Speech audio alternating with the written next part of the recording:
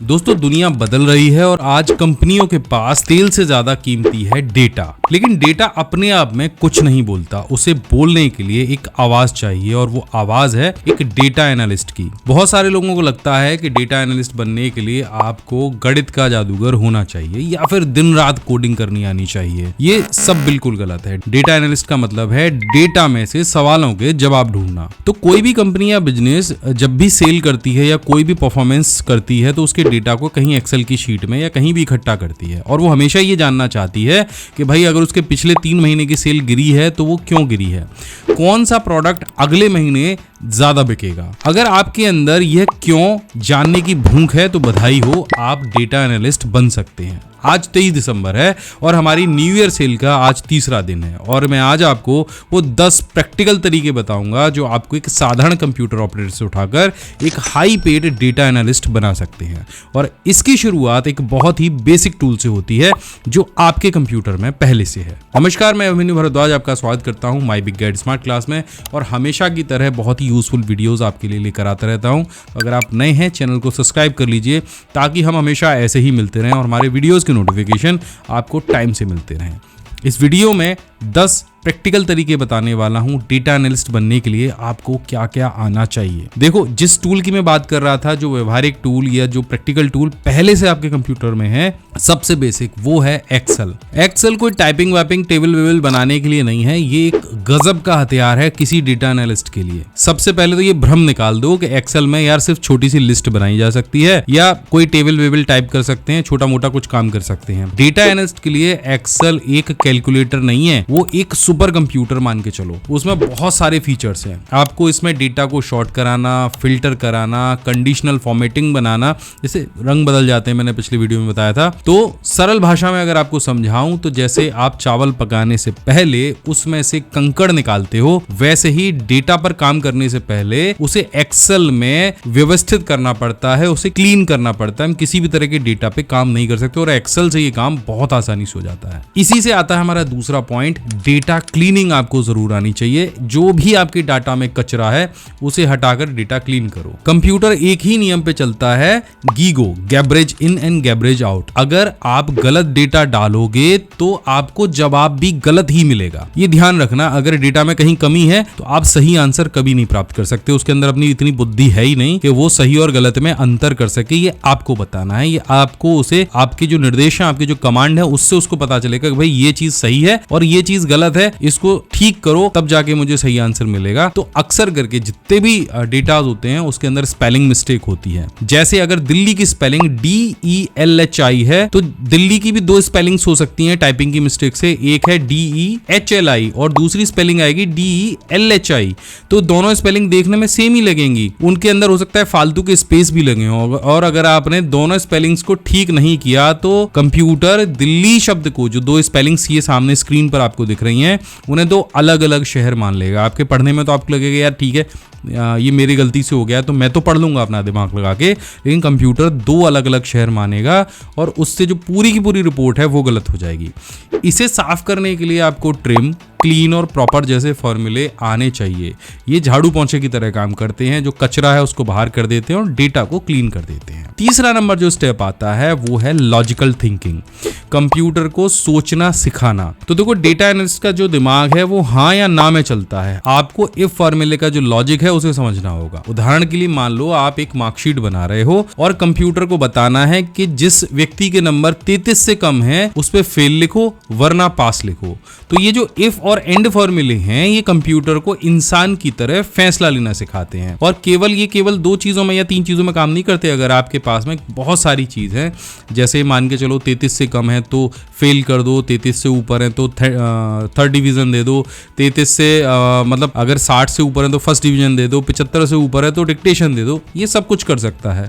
तो ये आपको उसे सिखाना है। दूसरा, एक और सबसे बड़ा पॉइंट आता है, पॉइंट नंबर जो 4 है वो है डेटा को मर्ज करना। बहुत सारे मामलों में किसी ऑफिस की 2, 4, 6 ब्रांच हो सकती हैं, तो उन सब से जो डेटा मिला है उसको कैसे मर्ज किया जाता है। डेटा कभी भी एक जगह नहीं मिलता। सेल का डाटा तो बहुत सारी अलग अलग जगह से आता है, तो एक फाइल में आपके पास आ जाएगा जिसमें कस्टमर का पता दूसरी फाइल में है और उसकी और डिटेल तीसरी फाइल में। अब इन दोनों को मिलाने बनाने के लिए आपको वी लुकअप या एक्स लुकअप जैसे फॉर्मूले आने चाहिए। जैसे आप मोबाइल नंबर से किसी व्यक्ति का नाम ट्रू कॉलर पे ढूंढते हो, ठीक वैसे ही एक्सेल में वी लुकअप एक कोड के जरिए पूरी डेटा शीट से किसी भी डेटा को ढूंढ के ला सकता है। इसका एग्जांपल मैंने लास्ट वीडियो में दिया था, उसको जरूर देख लेना। 5 नंबर चीज जो है, डेटा एनालिस्ट को पिवट टेबल के बारे में अच्छे से आना चाहिए। इससे आप घंटों का काम सेकंड्स में कर सकते हो, पूरे डेटा को समराइज कर सकते हो, कोई भी डिटेल बहुत जल्दी से निकाल सकते हो। ये एक्सेल का सबसे बड़ा जादू है। मान लीजिए आपके पास पूरे साल का लाखों लाइनों का एक रॉ डेटा है। अब बॉस ने आपसे पूछा पूरे साल में टोटल सेल कितनी हुई है फलाने डिस्ट्रिक्ट की या फलानी सिटी की, या फलाना जो एम्प्लॉय है उसने कितनी सेल करी है, या ये 10 एम्प्लॉय हैं इनकी सेल मुझे निकाल के दो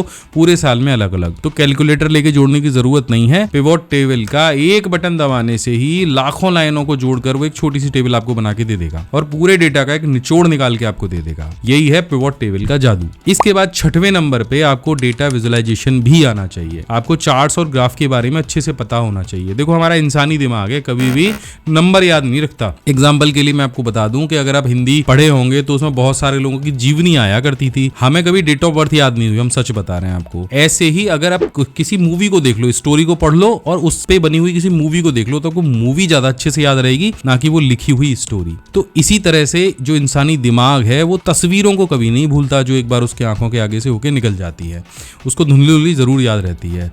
एक डेटा एनालिस्ट का यही काम है कि डेटा को वो सुंदर चार्टों में बदल दे ताकि एक बार में ही देखते ही उसे याद आ जाए कि यार ये चीज ऐसे है। उदाहरण के लिए आप क्रिकेट मैच का स्कोर बोर्ड देखते हैं तो वो ग्राफ आपको तुरंत समझ में आ जाता है कि कौन सी टीम जीत रही है या कौन सी टीम हार रही है, किस प्लेयर ने अब तक कितनी बाउंड्रीज लगाई हैं। ये सारी चीजें अगर बार के फॉर्म में, चार्ट के फॉर्म में बन जाती हैं तो इसको समझना बड़ा आसान होता है और आपको सीखना होगा कि कब बार चार्ट आपको यूज करना है और कब पाई चार्ट आपको यूज करना है। 7वें नंबर पे आपको ऑटोमेशन आना चाहिए। तो ऑटोमेशन में आपको क्या सीखना है? आपको सीखना है पावर क्वेरी। बहुत सारे लोग हैं जो ऑफिस में गधा मजदूरी करते हैं। ये शब्द सुनने में बड़ा वैसा होगा, लेकिन इसका मतलब है कि एक ही काम को रोज रोज करना, हर हफ्ते करना, एक जैसे काम को बार बार करना। जैसे सोमवार को कोई बॉस ने आपको डेटा भेजा, आप उसे खोलते हैं, ऊपर वाली 5 लाइनों को आपको हर बार डिलीट करना पड़ता है, फिर टोटल करना पड़ता है, फिर फॉर्मेट करना पड़ता है और ये हर हफ्ते चलता है। सेम फॉर्मेट आती है आपके पास में, लेकिन उस सेम फॉर्मेट वाले वर्क पर आप सेम काम हाथ से मैनुअल रिपीट करते हो, ठीक है, और ये हर हफ्ते चलता है। तो अगर आप भी ऐसा करते हो तो पावर क्वेरी आपके लिए किसी वरदान से कम नहीं है। इसे एक्सेल के अंदर बैठा हुआ जादुई रोबोट समझ लो। पावर क्वेरी 3 स्टेप में काम करता है। चलो थोड़ा आसान भाषा में समझा देता हूं। पहला स्टेप है गेट डेटा, यानी डेटा को लेकर आना। पावर क्वेरी सिर्फ एक्सेल से नहीं बल्कि पीडीएफ, वेबसाइट और पूरे जो फोल्डर होते हैं उनसे डेटा ले सकता है। उदाहरण के लिए मान लीजिए आपके पास एक फोल्डर में 12 महीने की 12 अलग अलग एक्सेल की फाइल है, आपको उन्हें जोड़कर एक फाइल बनाना है। तो कॉपी पेस्ट मत करो, पावर क्वेरी में बस उस फोल्डर को ऐड करा दो, वो खुद ब खुद 12 फाइलों को जोड़कर आपको बता देगा। देखो सुनने में कितना अच्छा लग रहा होगा, बिल्कुल ऐसे ही काम करता है। दूसरा ट्रांसफॉर्मेशन, वो भी बिना फॉर्मूले के सफाई कर सकता है। एक बहुत मजेदार पार्ट है पावर क्वेरी का। एक्सेल में डेटा क्लीन करने के लिए बहुत भारी भरकम फॉर्मूले लगाने पड़ते हैं। पावर क्वेरी में सिर्फ बटन्स होते हैं, उनको क्लिक करो और डेटा आपका क्लीन होता रहेगा। ऊपर की 2 लाइनें हटानी है, रिमूव टॉप रो बटन को प्रेस कर दो, ऊपर की 2 लाइनें हट जाएंगी। नाम और सरनेम को अलग अलग करना है तो स्प्लिट कॉलम का बटन प्रेस करो, नाम और सरनेम अलग अलग हो जाएंगे। डेटा टेढ़ा मेढ़ा है तो अनपिवोट बटन को प्रेस करो। और मजे की बात तो ये है, पावर क्वेरी आपके हर स्टेप को रिकॉर्ड कर लेता है, जैसे एक वीडियो में रिकॉर्डिंग होती है, बिल्कुल वैसे ही। जो पावर क्वेरी है वो रिफ्रेश भी करता है और ये इसका बहुत गजब की चीज है। तो मान लीजिए अभी तक आपने 12 फाइल ऐड करी थी और अगले महीने बॉस ने 13वीं फाइल आपको भेज दी। आपको दोबारा वो सारे स्टेप्स नहीं करने हैं, आपको बस रिफ्रेश बटन को प्रेस करना है और पावर क्वेरी अपनी रिकॉर्डिंग को प्ले करेगा, फाइल उठाएगा, उसको साफ करेगा, जोड़ेगा और एक रिपोर्ट तैयार करके आपको दे देगा।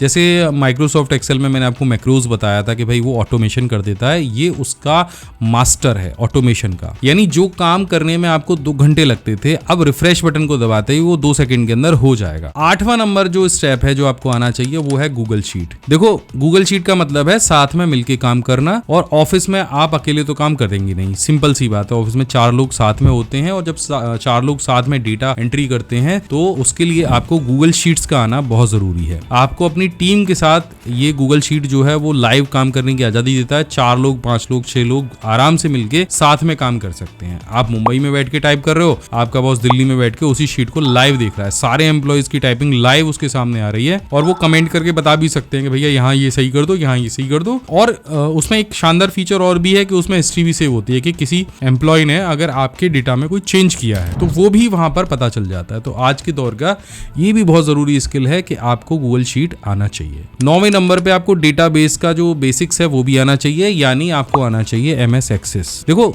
एक्सेल बहुत जबरदस्त चीज है, मैं कई बार बता चुका हूं, लेकिन उसकी एक लिमिटेशन है। मान लीजिए आपके पास 10 लाख कस्टमर का डेटा है, लेकिन जैसे ही आप एक्सेल में इसे खोलेंगे तो आपका कंप्यूटर हैंग होने लग जाएगा, फाइल बहुत बड़ी बन जाएगी, 4-5 मिनट तो फाइल खुलने में ही ले लेगी और आपका काम और भी मुश्किल हो जाएगा। और यहीं पर एंट्री होती है एक्सेल के बड़े भाई एमएस एक्सेस की। इसे थोड़ा समझ लेते हैं। देखो एक्सेल अगर एक छोटी सी परचून की दुकान की तरह है जहां पर सब कुछ सामने रखा है, तो एमएस एक्सेस एक गोदाम की तरह है, उसके वेयर हाउस की तरह है, जहां उससे भी ज्यादा सामान रखा हुआ है। जैसे दुकान पे हम कुछ सामान रखते हैं ना डिस्प्ले के लिए, लेकिन गोदाम में सारा सामान, हमारा पैकेट, जो बड़े बड़े पैकेट हैं वो गोदाम में होते हैं और जरूरत होती है तो हम उस दुकान में लेकर आते हैं। बिल्कुल ऐसे ही है। और एक्सेस आपको ये पावर भी देता है कि उस गोदाम में जो भी सामान रखा है उसे आप चुटकियों में ढूंढ भी सकते हो। तो एक डेटा एनालिस्ट के तौर पे आपको माइक्रोसॉफ्ट एक्सेस के अंदर ये 4 चीजें जरूर आनी चाहिए। वैसे तो बहुत कुछ है सीखने के लिए, लेकिन 4 चीज। पहली चीज है टेबल और उसका रिलेशनशिप आपस में कैसे करते हैं। तो एक्सेल में क्या होता है, सब कुछ फ्लैट डेटा होता है, एक ही शीट पे हम सब कुछ भरने की कोशिश करते हैं, लेकिन एक्सेस में हम डेटा को टुकड़ों में बांट देते हैं। एग्जाम्पल के लिए कस्टमर की लिस्ट अलग रखते हैं, प्रोडक्ट की लिस्ट अलग रखते हैं और ऑर्डर की लिस्ट अलग रखते हैं, फिर इनको आपस में जोड़ देते हैं, उनकी रिलेशनशिप कर देते हैं। इससे एक बढ़िया अच्छी चीज होती है कि डेटा डुप्लीकेट नहीं होता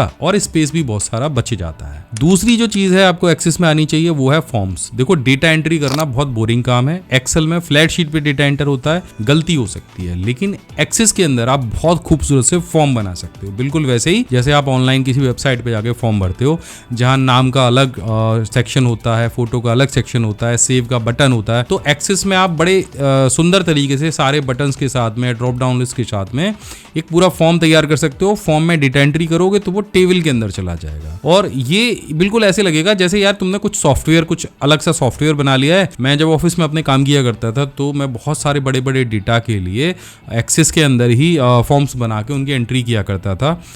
शायद मुझे अभी भी याद है कि एक लोकवाणी केंद्र था, या सिंगल विंडो के लिए मैं एक सॉफ्टवेयर बनाया था, जहाँ बहुत सारे अलग अलग जो सरकारी सुविधाएं थी उनके आवेदन पत्र लेने के लिए मैंने एक एक्सेस में एक छोटा सा प्रोग्राम तैयार किया था। तो उसमें हम कई सारे तरह के आवेदन ले सकते थे और उससे बहुत सारी चीजें सॉल्व हो जाती थी। तीसरे नंबर पे जो है आपको एक्सेस के अंदर क्वेरीज लगाना आना चाहिए। ये बिल्कुल फॉर्मूले की तरह से आप इसे समझ लो क्वेरी को, क्योंकि मैं फॉर्मूला इसलिए बता रहा हूँ ताकि उसकी वजह से सारा जो डेटा है वो फिल्टर हो जाता है। ये एक्सेस के एक तरीके से दिमाग है। क्वेरी का मतलब है डेटा से सवाल पूछना। उदाहरण के लिए आपके पास में मान के चलो 50 लाख की सेल का रिकॉर्ड है, आपको बस एक कमांड देनी है कि मुझे वो कस्टमर दिखाओ जिन्होंने 2024 में 10,000 से ज्यादा का सामान खरीदा है, जो दिल्ली में रहते हैं, और एक्सेस करोड़ों रिकॉर्ड्स में से ढूंढकर 1 सेकंड के अंदर आपके सामने रिजल्ट रख देगा। एक्सेल में यही काम करने में आपको बहुत सारे फॉर्मूलेज लगाने पड़ेंगे, लेकिन यहाँ पे बार बार आप एक ही काम को एक सिंगल बटन और फॉर्म की मदद से कर सकते हो। चौथे नंबर पे आपको जो चीज आनी चाहिए एक्सेस के अंदर वो है रिपोर्ट बनाना। देखो मैंने पहले ही बता दिया कि आपके जो बॉसेस हैं उनको टेबल बहुत ज्यादा एकदम से अच्छे से समझ में नहीं आती,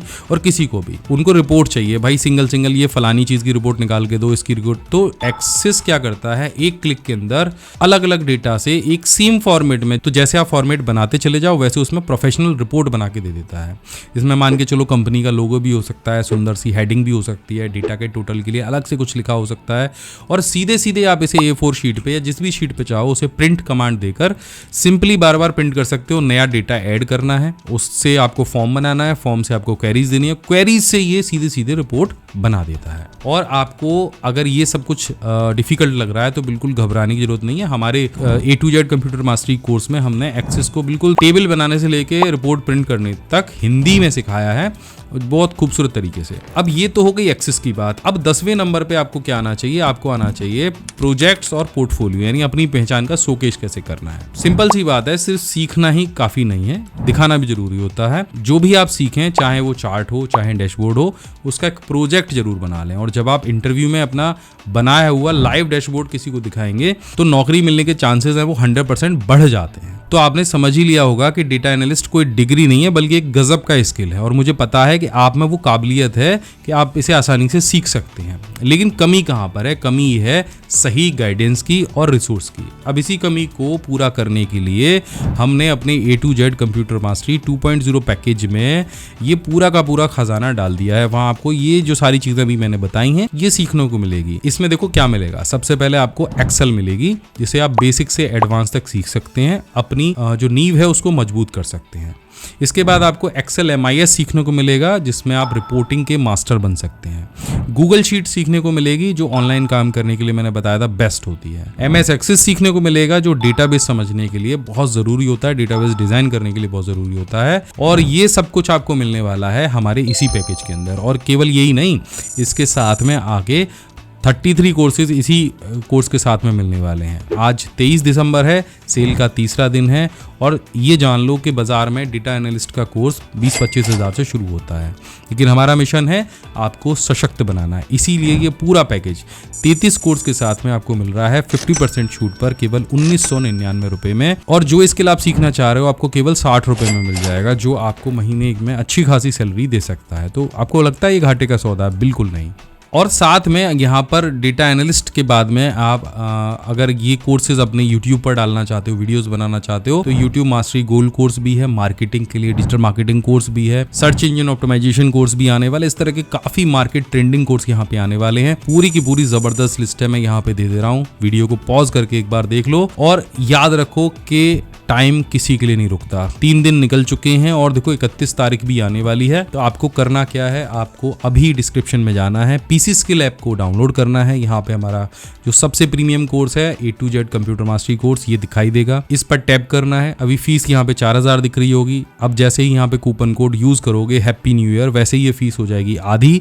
आपको ये सारे कोर्सेज मिलने वाले हैं 3 साल की वैलिडिटी के साथ में। आप इन कोर्सेज को ऑफलाइन कर सकते हो। इसके साथ में यहाँ पे 1800 शॉर्टकट की PDF मिलेगी। इसके साथ में आपको फ्री ई-बुक मिलेंगी PDF की फॉर्म में, Word, Excel, PowerPoint, computer fundamental की फ्री क्विज़ेस मिलेंगे। और कोर्स कंप्लीट करने के बाद में आपको यहाँ पर मिलेगा एक फ्री सर्टिफिकेट। और इतना सब कुछ 1999 में। इससे कम तो मुझे लगता नहीं है कि अगर आपको कुछ स्किल सीखनी हो तो इससे कम में कुछ हो सकता है। ये बहुत ही मिनिमम मैंने यहाँ पे अपने कोर्सेज की जो फीस है वो कर रखी है।